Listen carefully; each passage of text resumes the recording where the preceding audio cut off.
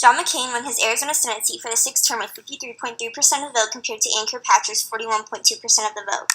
We predicted that John McCain would win by 14 points, when in reality he won by 12.1 points. Although we correctly identified the winner, we overshot by 1.9 points. John McCain initially endorsed Trump, making the decision to support his party's candidate. However, he withdrew his endorsement a month before the election due to his vulgar comments about women.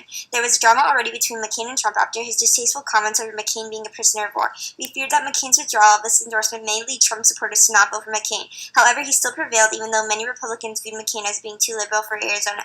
Kirkpatrick did not hold many campaign events or media-friendly events until late in the race, mostly relying on TV ads for attack ads on McCain to increase her popularity among Phoenix voters. This may have led to her loss, as most of the voters of Arizona live in Phoenix, where she wasn't well known. We were off in our predictions due to many people choosing not to vote. However, Trump supporters did choose to vote for McCain instead of Kirkpatrick. Voter turnout was low in comparison to other presidential years, where we expected a turnout in the high 70s, like 74.36% in 2012, 77.69% in 2008, instead of 56.8% in 2016.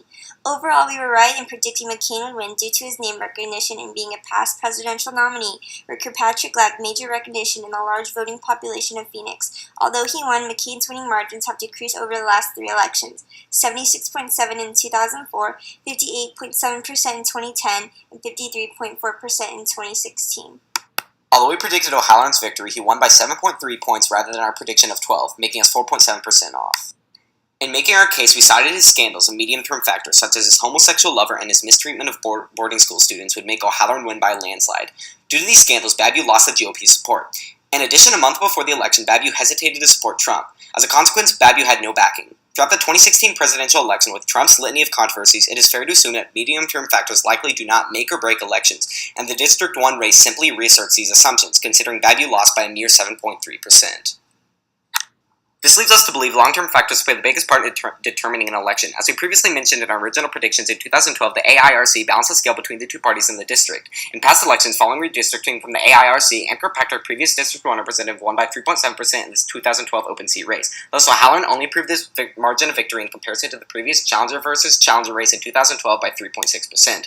Furthermore, while party identification is in decline, straight-ticket voting is on the rise. Therefore, it is safe to assume that voters who voted for Trump also voted for Babu, without considering scandals or support. If medium-term factors made any difference, it was small, since the increase in victory percentage was little compared to 2012. Lastly, demographics may have affected the results of the election as well. The trend shows that both Latinos and Native Americans have increased in turnout over the years, yet this election, as aforementioned, appears to have had lower turnout compared to previous presidential elections, a decrease from 251,595 votes in 2012 to 230,406 votes in 2016, and an increasing population in Arizona. It is fair to attribute the 4.7% error in our predictions to secret Trump voters turning out higher than these groups.